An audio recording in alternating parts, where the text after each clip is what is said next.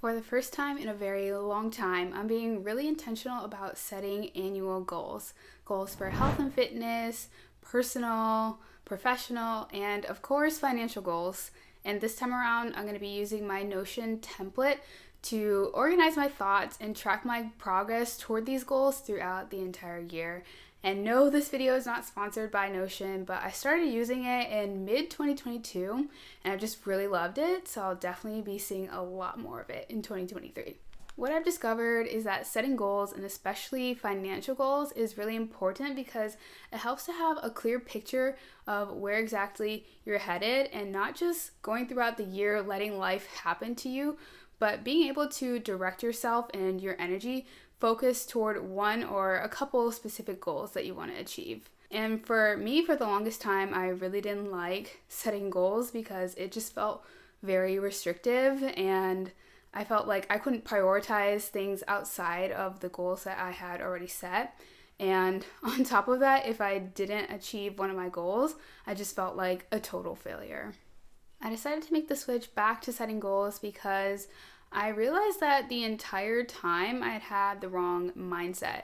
I was thinking that my self-worth was defined by whether or not I could achieve my goals, but I've just realized that my self-worth, and honestly no one's self-worth, is defined by anything that they achieve or don't achieve, because we're all made in the image of God and we have inherent self-worth far beyond anything that we could ever accomplish.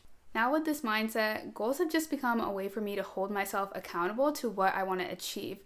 But I also keep in mind that the goals that I set at the beginning of the year are not set in stone. And I will be flexible and pivot and make changes wherever I need to because anything could happen and anything could change. For financial goals in particular, what I found to be very helpful is to start off with a review of the prior year. And if you were like me and you just didn't make goals last year, that's fine, because what I ended up doing was an analysis of my transaction history. So I pulled my credit card statements and my bank statements and took a look at those and just analyzed my spending habits overall. And in addition to that, I also took a look at past budgets that I made and saw where I went over, where I was under, and just saw how I want to make changes for 2023. And once I had the changes in mind, then I started setting goals. Whenever I goals, I follow the S.M.A.R.T goal framework, which stands for specific, measurable, attainable, realistic, and timely. And using this framework just helps me to stay in the right mindset when I'm writing these goals so I can make sure that there are things that I can actually achieve and write specific action steps that will help me along the way and be markers as I complete my goal. Now, after the goals are set, the next step is to categorize them as either short-term or long-term goals. And I personally define short-term as goals that I can achieve within 3 months or less, and long-term as goals that will take me a year or more to complete. And however you choose to define short or long-term for you is okay. I just find it helps to categorize them so that my expectations are set. Now I'll give you a look inside of my Notion goal planner, and I have my laptop here, so if you see me looking down, that's why. I just want to make sure I don't miss any of them. But as you can see, I have 5 financial goals, and I've categorized them by the quarter that I'm hoping to achieve them in. And I've also added a status tracker for in progress and complete.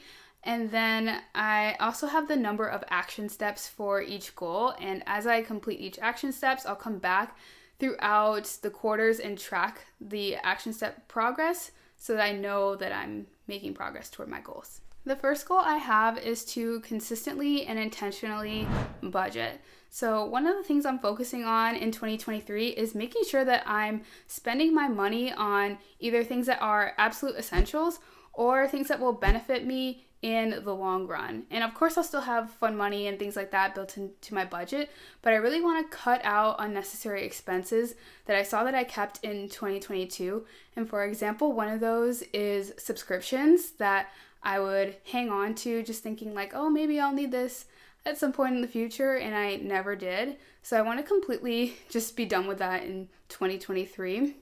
And I personally found that budgeting has been really helpful in holding myself accountable to my spending habits. And I know people have various reasons for not wanting to budget, but if you're someone who has trouble controlling your spending or knowing where your money is going, then I highly recommend that you just try budgeting out maybe like a couple months and see how that works for you.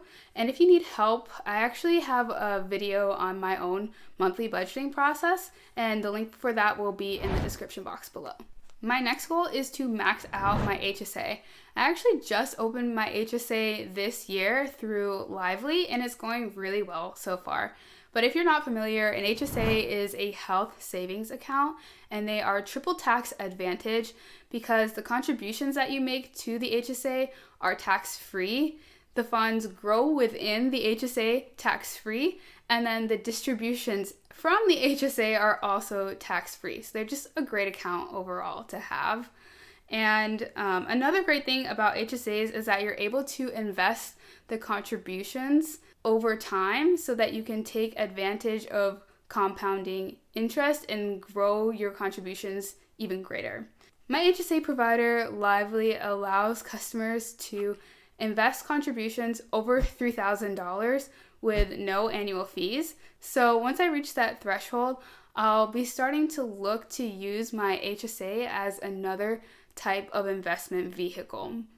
And the 2023 maximum contribution amount for one person is $3,850, so that is the number that I'm shooting for. My next goal is to completely pay off my car loan. And since getting my car loan at maybe about a year and a half ago, I've been paying more than the minimum balance requirement, so I'm a little ahead of schedule to begin with. But this year I'd like to completely take my balance down to 0. And since the remaining balance is fairly low, I'm very confident that this goal is 100% doable. My next goal is to read 6 personal finance books by the end of the year. And my plan is to read 2 books in Q1 and Q2 each, and then 1 book in Q3 and Q4 each. If you didn't know, I was an accounting major in college, and obviously my whole channel is about personal finance, so it's a huge passion of mine, and there's always more to learn about money management and how to invest, so I really want to grow my knowledge in this area. And actually in 2023, I read the Budgetnista's personal finance book and Rich Dad Poor Dad, and both were really good. So if you haven't read those books, I would highly recommend. And on my 2023 reading list are The Millionaire Next Door and The Richest Man in Babylon. But if you have any other book recommendations, then definitely drop them in the comments below because I'm on the hunt. My last financial goal is to increase my side hustle income. So I'm planning on doing that through selling digital products and hopefully monetizing this YouTube channel. So for my digital products, I started creating and selling them in November 2022. And I actually have made a couple of sales of my monthly budgeting spreadsheet so far, which is a great start, I think. And also, if you want the link to that spreadsheet, it's in the description box below. So my goal for 2023 is to create a digital download each quarter that will help people stay organized in their finances. And then as for monetization, so I'm fairly new to YouTube and I'm still learning a lot right now, but I'm already having a whole lot more fun being a content creator than just solely being a content consumer. So if YouTube has been something that you've been thinking about, then I highly encourage you to get started this year. For me personally, my goal with my channel is to show people that personal finance and managing money doesn't have to be difficult. So if you're interested in supporting my channel, then please subscribe down below because I upload a new video each week. Now, I'd love to hear about your 2023 goals, be they financial, personal, professional, something else. Drop them in the comments below so that I can encourage you along your journey. And next, click the video on the screen to hear about the 8 worst budgeting mistakes so that you don't fall into that trap in 2023. Thanks for watching.